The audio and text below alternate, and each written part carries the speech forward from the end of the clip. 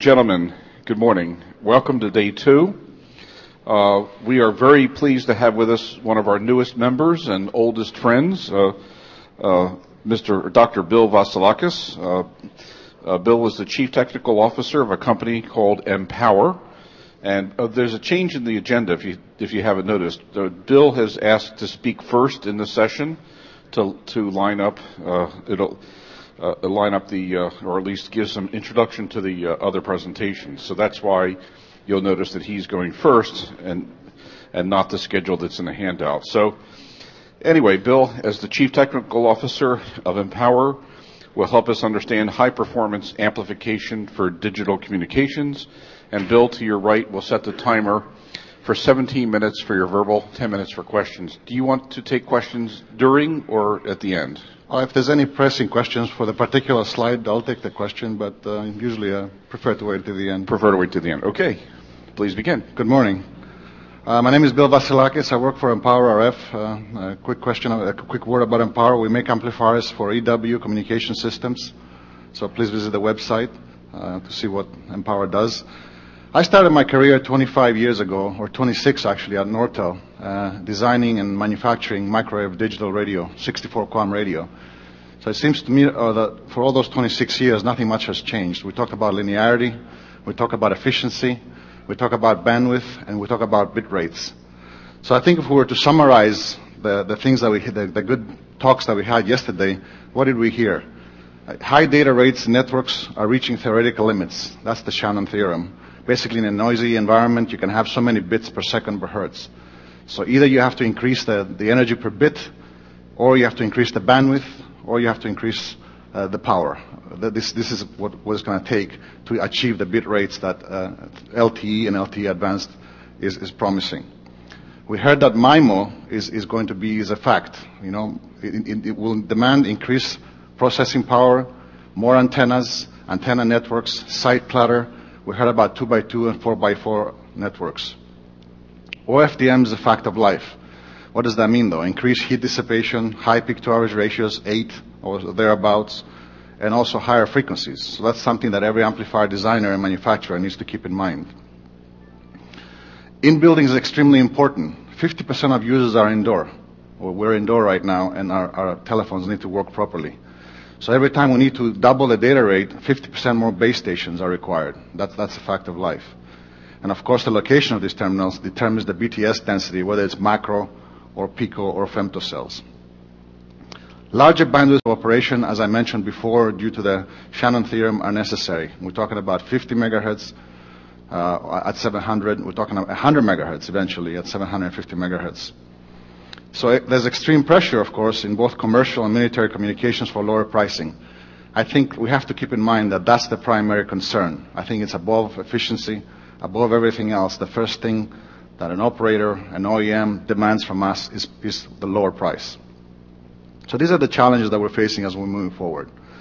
Let's talk a little bit about the markets for communication amplifiers. I know this conference is focused a lot on the commercial market, but there are other markets out there. The military communication market is quite large, and the drivers for this market is SDR, interoperability, multi-standard, high bandwidth, same thing that we're talking about for the commercial world.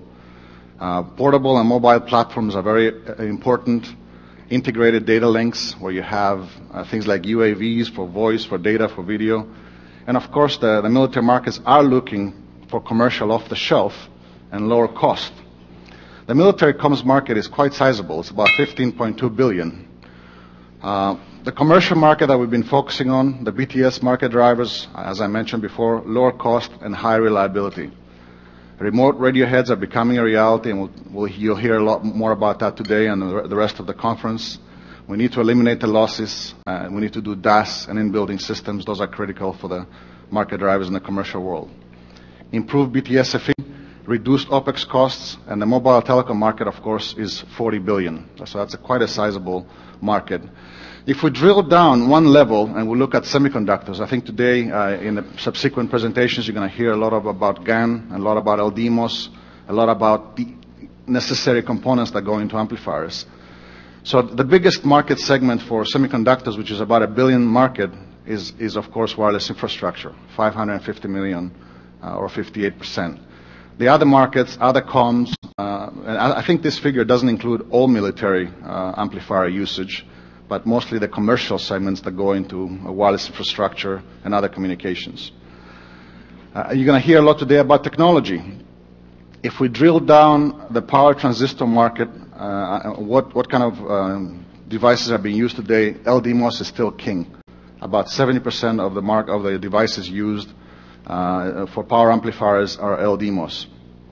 GaAs is relatively small.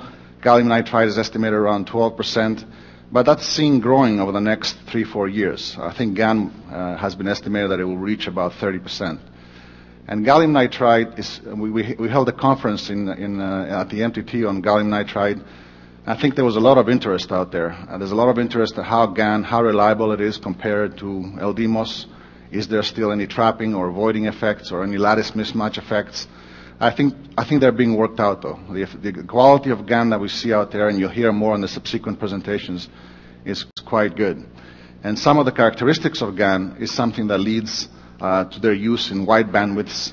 We've been using GaN and Empower for many years, and we make very large bandwidth amplification systems.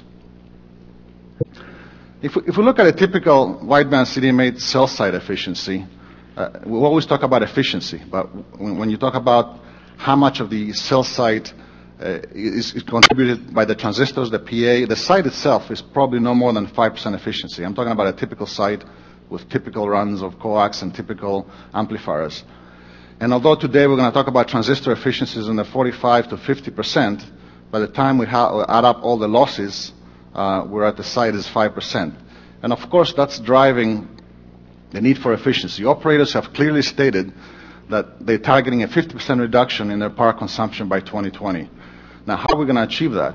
We need to increase overall base station efficiency, or we need to move the amplifiers closer to the antenna. We heard yesterday that we need to improve the quality of service versus the RF power ratio. How much power are we using, how much percent of the time? So we need to scale the energy needs with the traffic of the site of the surrounding region. So of course, that all leads to increased PA efficiency that will substantially contribute to the power consumption reduction. And the remaining of the 50% of the reduction will come from the varying and as some of the ideas that we heard yesterday about turning off certain parts of the system, using different techniques. The remaining of so not everything can be attributed to the power amplifier. We need to do much more in order to increase and meet the operator targets. So what's the design approach? At the system level, we've been working with multi-branch Doherty architectures for the last, we've been working with it for the last 10 years, at least. Now it's becoming a commonplace technique that is being refined every day. Drain modulation technique, which still hasn't found quite its way, and I'll talk a little bit more about that. Of course, pre-distortion of many types. Circuit level techniques, the different classes of operation, A, B, C, E. As we get to the more exotic techniques, there's a lot more integration that needs to happen to the die level, and we'll hear from the device manufacturers what they're doing about that. You can't really do at high frequency effectively class E, class F with the lumped components. You have to do it at the die level, in my opinion. So transistor technology, as I mentioned, is very important. GaN, LDMOS, HBT. We've seen some great performance by HBT lately, and you'll hear more about that later. So we need to move from the system level, the requirements flow down, and then they flow back up in order to utilize the right technology and make sure that we design the right amplification. So just to summarize a little bit my view of where we are, we all know about Class A performance that I talked about that we were using 25 years ago and still used in some systems, talking between 0 and 10% efficiency. Feed-forward Class AB, we heard yesterday that it's moving past 20% if it's in a well-designed system. And there's still certain performance characteristics that feed-forward achieves that nothing else can achieve, like multi-mode operation as well. Class AB LDMOS circuits by themselves are in the 25 to 30% range. Doherty circuits are moving well beyond the 40% stage. And of course, with pre-distortion techniques like APD and DPD that I will talk a little bit more about, that's the prevalent technology in use today. There's asymmetrical techniques, 3D Doherty, envelope tracking, talk about the switch mode amplification. That promises to bring the last stage efficiencies above 50%. Still, a lot of these techniques are very experimental still, and GaN seems to have an advantage there as we move forward in being able to raise the technology. I think LDMOS is reaching some limits in frequency and performance and due to their geometries of the circuits. So highly efficient transmitters, I don't need to discuss too much about that. Like I mentioned, the Doherty is a technique that's been used widely.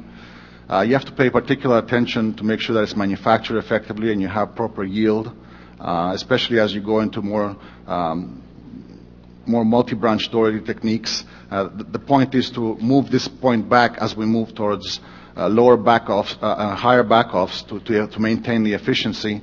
And the new techniques like envelope tracking, where we have a complex modulated signal and track supply with a modulated signal. There's a lot of promise that, but it's limited performance, especially with LDMOS, because in those circuits we have differential capacitance. As we drive the voltage, the difference between and the peaking amplifier in terms of capacitance is significant. GaN doesn't seem to have that disadvantage, so I think, in my opinion, envelope tracking is a little more appropriate with GaN circuits rather than with LDMOS. And of course, if you're going to utilize envelope tracking efficiently, you have to utilize an INQ-based input. You have to extract the envelope information from the INQ. It's very difficult to do RF.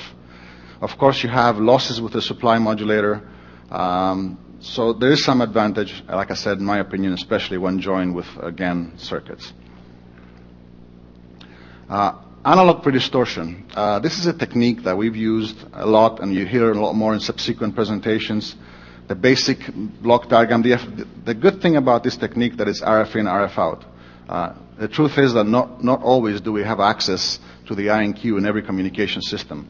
And there's still issues with having a common interface and it becoming an industry standard.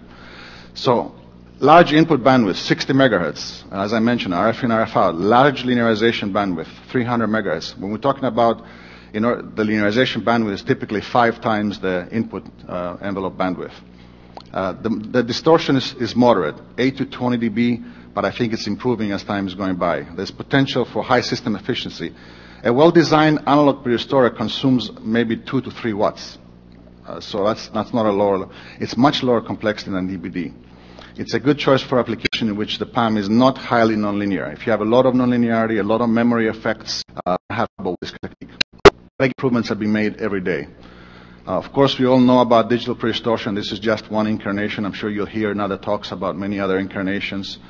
Motor input bandwidth, although lately the manufacturers, and you hear that I'm sure today, I've been talking about bandwidths exceeding 50 megahertz.